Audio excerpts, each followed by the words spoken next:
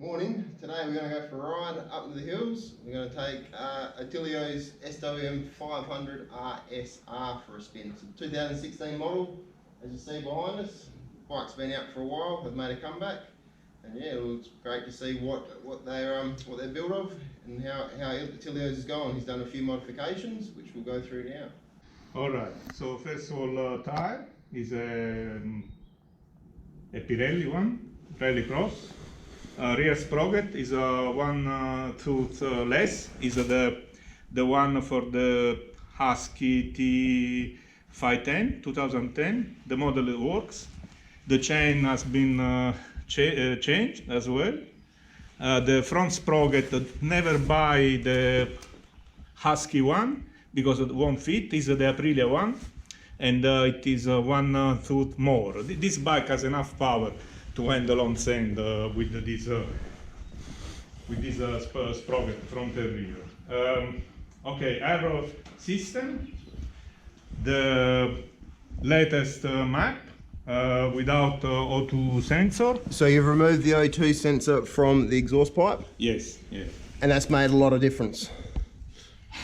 There is something less to worry about. Yes.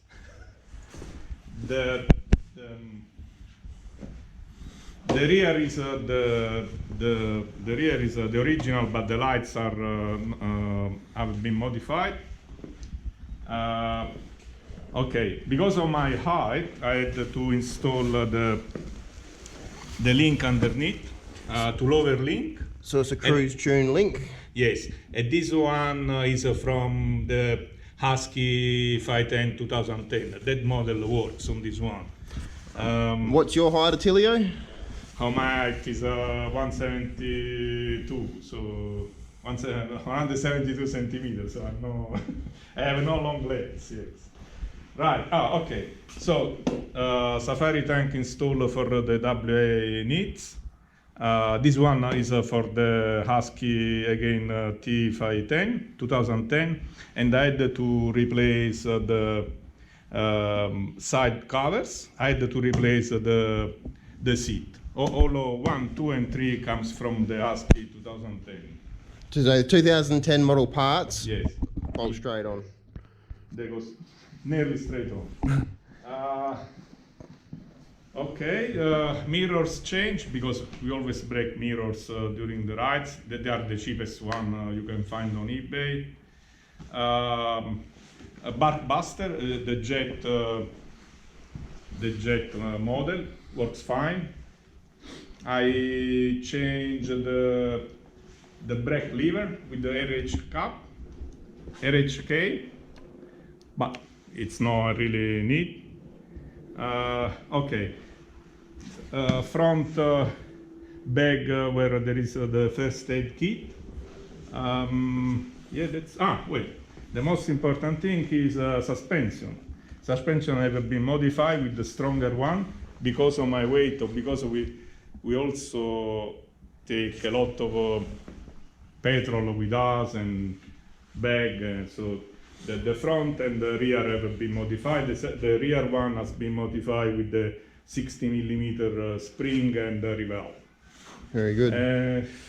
B&B bash plate? A bash plate, yes. Yep. Yes, B&B bash plate. It's a necessity. One of the first mods we do to pretty much all our bikes is a bash plate.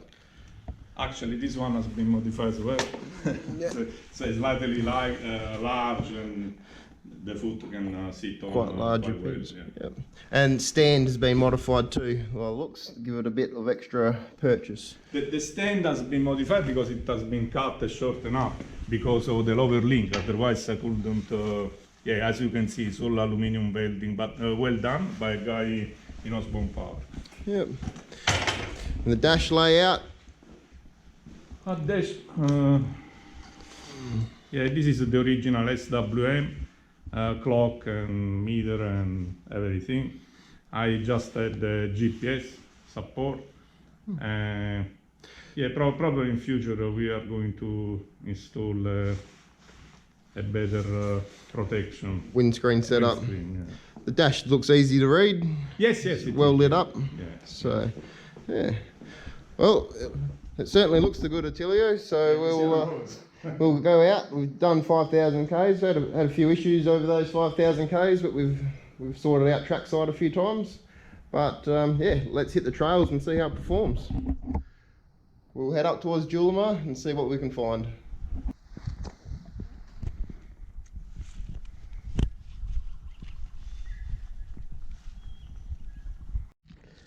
Bit of an interesting one we've come across. The GoPro remote is jammed.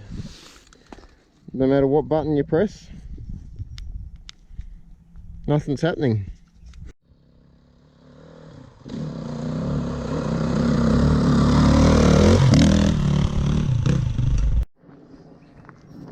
We've pulled up at our usual hill climb site and look what we've found here. Beautiful carpet python sitting there relaxing. He's quiet, nice and quiet, not doing much at all, but we won't annoy him too much. There he goes. His tongue flickering.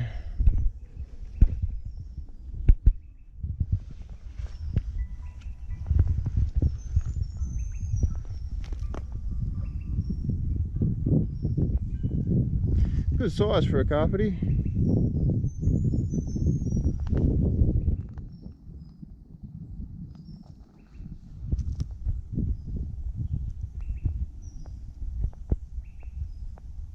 Got a bit of a belly on him. He's probably had a good feed.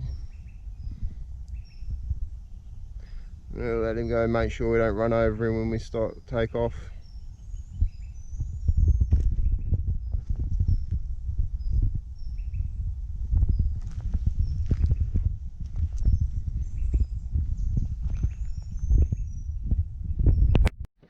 Alright, so just jumped on the SWM.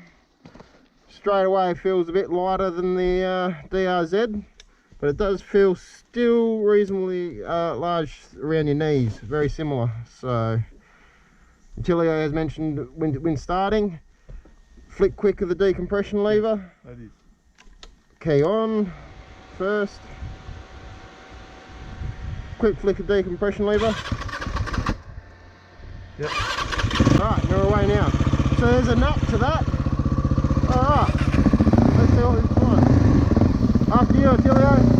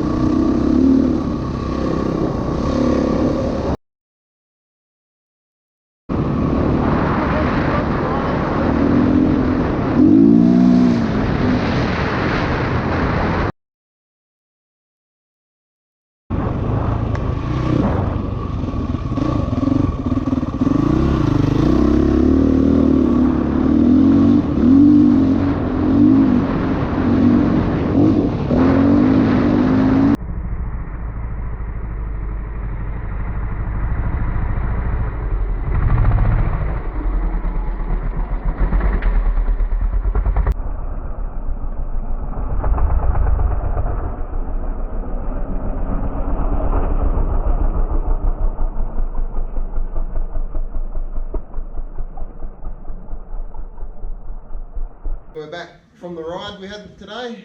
Had a quick spin on the SWM. First impressions, did about 30 Ks, about an hour on it, and yeah, it's definitely not in the league of your KTMs and higher performance enduro bikes, but for bang for buck, it's not too bad considering. So definitely a higher performance engine than the DRZ 400. You can tell with the vibration coming up through the pegs. Then it is a lot higher rev range, and also it pulls a fair bit harder. You can tell the extra CCs in there. So the pros I found, the 6-speed gearbox was good. The suspension, Endurotech's done some good work, set up well for Tilio, and even myself with a few more kilos than a Tilio on the bike, it handled quite well. Not sure if you have more. So, what I didn't quite like the brakes. The brakes seemed a bit spongy at times. front and back, and also there seemed to be a lack of engine braking as well that I noted compared to other big bore bikes. So overall it wasn't a bad package. I think it's going to attract guys that are looking at a DRZ, don't want to spend the big dollars of the enduro bikes, but want something with maybe a little bit more poke. So the 6-speed gearbox definitely helps on that. It had good manners all around, and yeah, this was actually a fun bike to ride and have a play on. Would I upgrade or change to the SWM? Probably not at this stage. I'll stick with the DRZ 400 for the riding I do, but still it was great to have a ride on something different and have a play. Thanks very much, Tilio. Thanks.